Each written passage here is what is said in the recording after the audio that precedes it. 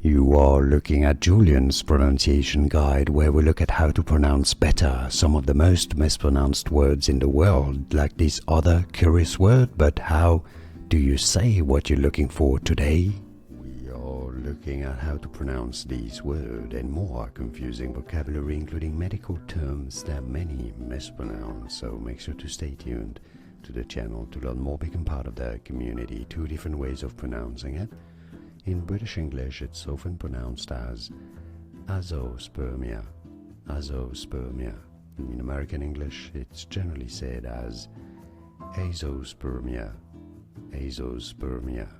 And now you know. Like this video if you found it useful. I appreciate your support. More videos for you here to learn more correct pronunciations. Thanks for watching. Here are more videos on how to pronounce more confusing words and names too many mispronounced. Like this video if you found it useful. I appreciate your support. I'll see you soon and thanks for watching.